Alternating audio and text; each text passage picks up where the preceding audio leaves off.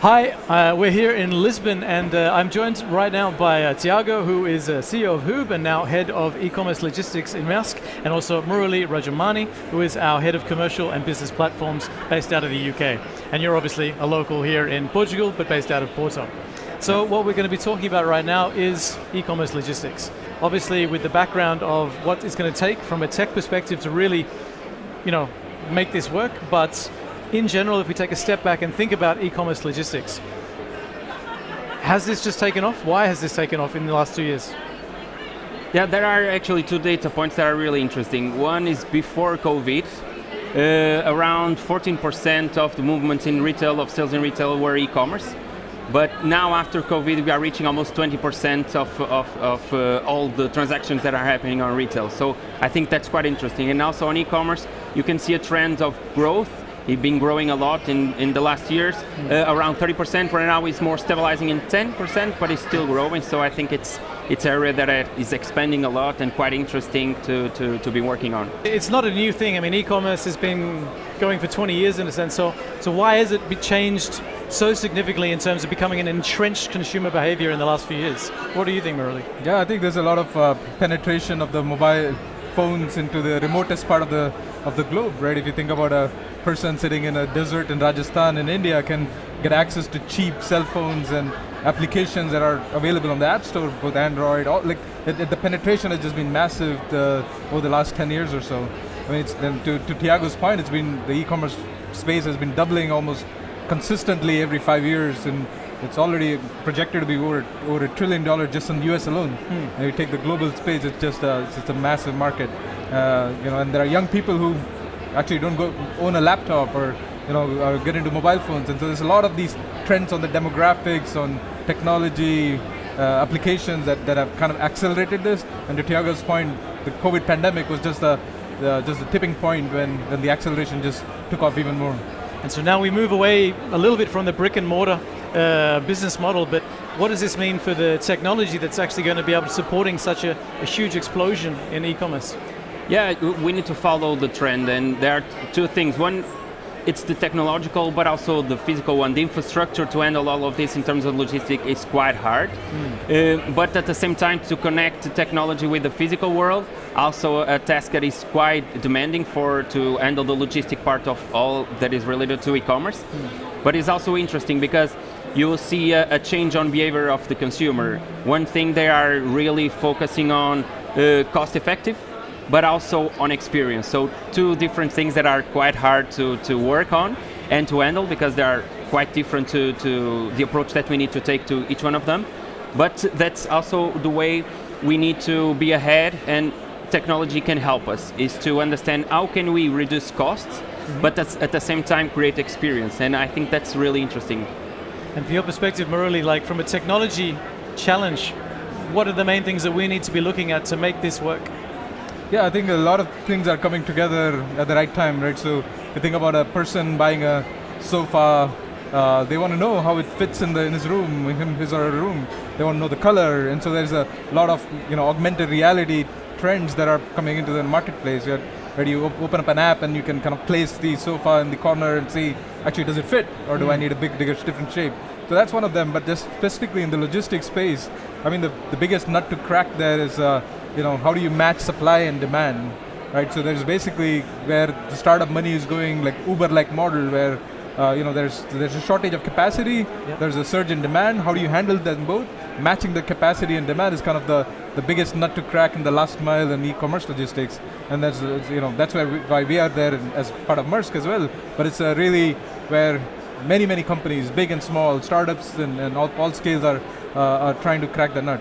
So it's really that piece of supply and demand, matching different algorithms, looking at search pricing. How do you actually capture that in a smart way? And obviously, Tiago, you've been playing in this place for quite a while. I mean, how much more complex is that last mile e-commerce logistics compared to a standard sort of end-to-end container shipment that we're so used to in the past? It's complex. One thing that is quite interesting to explain is when we look to a container, we look to a big volume of items that we are shipping and handling. On e-commerce, we are talking about the small parcel with one item. Imagine, let's say, Puma Puma, when we were handling the container, we were handling a lot of products. Right now, when we go down and we go to the detail level of one item that we are shipping to someone home, and we need to deliver that in time with the demanding delivering time, with the right moment, in the right time to that person, the right shoes, the right information about addresses, all of that. The complexity to handle this, it seems simple, because you can right now have a delivery at your place, you can buy today, you can have delivered tomorrow, but the complexity to achieve this, the stages that we need to go, it's quite hard, it's quite demanding. All the control and the flow of information. Yes, on the physical, you can imagine, I order today, and then they need to prepare on the warehouse, go pick it up, prepare, ask for the carrier to come, understand where I need to go and deliver to the home. But also, on the technological level, you need to, all that flow of information needs to follow every step, and making sure that we don't only receive the information, for instance, on a web shop, when you buy the shoes in Puma website, the moment you do yes, buy, then we need to receive all the information that is necessary to proceed.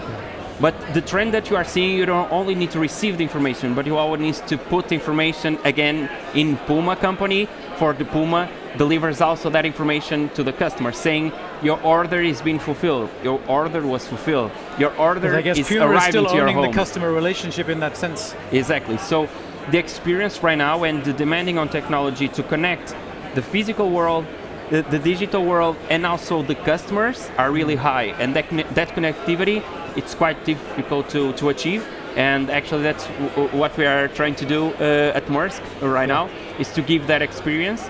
At the same time, we handle the physical part and connecting both. And maybe just to playing off what Tiago was saying, if you think about 10 years ago, right? So the postman was always the person who was dependable, right? Like, and so we consider the remotest part of Siberia, the postman always came and delivered something. But with the e-commerce space expanding, now the parcel business is actually becoming equivalent of a postal business, right? So you are sitting in that the middle of Siberia, you still want your parcel, and you don't want to drive 1 hour and go to a store and put it on. So the convenience factor becomes amazing, right? And so for that, for the physical, digital, for the last mile, all of that to match is just a high complexity, high technological challenge that we're trying to crack. And what, for our customers, what is the main thing that they're looking for us to support them with? I think that relationship between the cost efficiency and the experience, it's quite high, and they are being quite sensitive for things like speed. Yeah. Right now you see companies like Farfetch or Amazon that are trying to deliver in less than 2 hours after the purchase. So that flow of information is quite high. Then sustainability is coming to the table when you need to, of course, making sure you use carriers that are green in that sense, or trying to be more green. And people are searching a lot for that, or even to see their carbon footprint for their moment of purchase until they deliver at home. And I also add one, right now at Maersk, I have the capacity to see a little bit broad in terms of culture and regional trends. And what you see, it's also the convenience of that. So different regions and different countries have different ways to work. For instance, home delivery, or deliver at the office, or pickup points. There are really specific things that you more or less need to personalize each region or country. And it's quite important to adapt that. Different ways of also handling the e-commerce behavior for US or India or even Europe, and we can go to the level of country. It's quite hard, and we need to be able to configure all of that while we are creating one platform that is focusing on experience, but also being cost effective. And from your side, Murali, what is the number one sort of tech challenge that you need to crack in the next couple of years if you really want to accelerate on this? Yeah, I think Tiago talked about a little bit about the experience. I'll expand on it a bit more, but also the visibility is a big piece of it, right? So we talked about it where the customer wants visibility end to end, and where a lot of times they're making emotional purchases. They take a time off from work and stay home half a day to get something delivered. And so they want to know for surety that's going to be delivered and it's not the waste of their time. So they are looking for visibility at all stages of the supply chain, and that we haven't cracked yet, right? So we have made lots of progress in the last mile, but I think there's a whole supply chain as a whole, the visibility needs a big step up. Just on the experience bit, just expanding as well, when a customer places an order for e-commerce, we pay a lot of attention of his experience on the website, right? So, do we have the right personalization? Do we give them the right information, make it frictionless for him to do the checkout? But on the other hand, the next time the customer actually sees the product is when he actually receives it physically at his doorstep. So that experience is super important as well. So there is a lot we can do to improve the customer's experience in that stage. And if you think about some of the innovations of, that some of the developing countries already have, but we haven't cracked the nut on how we do it in the more developed countries. For example, like a try and buy experience, right? You buy 5 sets of shoes, you get them delivered to your home. The guy who's delivering saying, hey, I'll hold on here. Why don't you go try these pairs, and if you don't like one, give me 4 back, I'll take it back. That's a completely differentiated experience that I don't think we have even, cracked the nut on how we do this technologically. We kind of are making steps and experiments on how to do this, but that experience becomes super important, not just at the website, but all the way to the person's doorstep. Wow. And then finally, just in terms of looking ahead, this is obviously a trend that doesn't stop tomorrow. How far do you think this will go? Like, how much will this change all of our companies, the customers that we serve, the way that they do business in the next few years?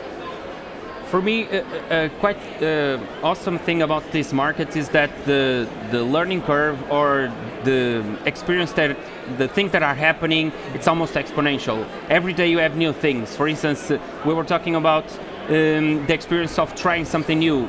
You have companies that now send 3 pair of shoes for you to try the best one. They wait at your door and then they go back. I never heard of this, so this is. But or even the 90 minutes delivery. That is something. But then you go and talk about sustainability. And then having that much return. Fashion is right now as, 35, I think it's the number of return rate. It's really, really high. But in terms of sustainability, this is not good. No. So you have a lot of information that we need to understand how it's going to flow. It's quite hard, in my opinion, to predict because it's growing exponential. It's quite hard to have a linear approach to it. So it's quite hard to predict. So I think we need to be aware that we need to be agile to react to the trends of the market, because it can go one way or it can go to another, depending also on the feedback from the market. And if you go fast deliveries, but you also want to think about sustainability, they will clash in a moment. So that moment that you need to decide what to do, I think I'm not able to predict. Okay. Too complex right now. It's definitely fast fashion or slow fashion, sustainable, consumer-driven demand on the sustainability products, or is it the companies that would then serve that will make that offer? That's a big question. Yeah. And from your perspective, Murali, where do you see this going in the next 2 years? I think so. We have to take some big bets, right? So some of the things we need to make sure we need to be confident about is things that are unchangeable, right? Would a customer want faster deliveries 10 years from now? Absolutely. Would they want more convenient deliveries? Absolutely. Would they want better visibility of when their product is arriving? Absolutely. Those are unchangeables, right? So as long as we make those unchangeables and are going in that direction, while we take some, calculated bets on costs and where we put our capacity, where we invest our technology, I think we'll be in good shape. But we got to make sure those unchangeables and what the customer actually wants, that's always being delivered in the direction we are moving. So when it comes to e-commerce logistics and the products that Maersk are offering our customers, what are the key things that we are doing and offering for our customers? Quite interesting thing. I talk about cost efficiency and customer experience and how we are tackling that. Basically, we are creating a network of warehouses that allow us to be close to customers. And this helps on both of these problems. And for this to be able to achieve, we need to have this network in terms of warehouse, but also a platform that is controlling this network. And at Maersk, we are doing that. We are building this network, but at the same time, we are creating the technological layer to give visibility, but also to start doing, because everything is connected, start doing recommendations for where I should allocate my stock. And having this in a global scale where I can have a network and a platform that is connected for US or for Europe, having the same experience and allowing customers or helping customers to put their stock close to their final customer, and through algorithms or helping to select the right products to be close to the consumer, you are doing both. You are increasing experience and you are reducing cost. And this is one of the steps we are taking right now to help also our customers, is to deliver this unique platform that gives the visibility and the experience and the recommendation to help on costs and experience. At the same time, we are building a network of warehouses to allow us to deliver this. And I think this is quite interesting, the path we are taking. And at the same time, Maersk is on a special situation because actually we could control the end-to-end. And this is quite awesome because when you start linking different products along the chain and you start giving visibility along the chain, suddenly you can give to your customers when your container is being shipped. And putting some complexity here, imagine that I know I'm starting to lack stock in my web shop. Because Maersk is connected, I can now start using that data to predict when the stock will arrive to that specific warehouse, and I don't have stock outs because I will continue to sell, having all that connection. And this is quite a privileged position that Maersk is in to also achieve great things on e-commerce. So that brings both the predictive stock inventory control management, but also, as you said, building that physical footprint close to the market. I guess that is a data challenge to be able to know where to be and what to have on stock at all times. How do we see that? Yeah, no, I think the data challenge is the real challenge there, right? So we can do all this stuff that Tiago said, which is a complete differentiator, right? Once you build the integrator capabilities that Maersk has from end to end, from a factory to all the way to a customer, we get the data from it. This predictability of, a ship is going to be late. Let's increase the stock in a warehouse closer to the customer. No, that's true differentiator, right? I don't think any company in the world can claim to do that once we have cracked the nut on that, and we are well on our way to doing that. And that's kind of going back to our mission on improving life for all by integrating the world. That's exactly what this is about. And obviously, we've touched on the sustainability issue, but if we sort of go back into it again, getting close to the customers, making sure that we can be fast, that we can meet that convenience expectation, but also that companies can live up and make promises. Does this come at a cost in terms of the sustainability trade-offs that consumers will need to make? And how will companies have that dialogue with consumers in the future to make not just convenient decisions, but sustainable decisions? For me, at Maersk, we have a pillar that we need to work on, that layer of sustainability. On e-commerce, our approach is right now starting with visibility. That's what we want to achieve in the short term. We want to be able to give visibility to our customers and their customers, by a consequence, about their emissions in terms of carbon footprint. And this is quite important for us to start on this layer, because I think it's the first step to be conscious, is to know the impact that we are having. And this is the first step that we want to take. Of course, we have other, we can evolve on that by expanding our services, like giving green delivery solutions. But I think right now on e-commerce, at least, one of the big delivers that we have right now, still for this year, is to give visibility to our customers about their carbon footprint and having a dashboard to control their emissions. Right now, that's the short-term deliverable, and I think it's an awesome step that we are doing right now. And of course, we'll have more ahead. Fantastic. Thanks very much, guys. Thank you. Thank you.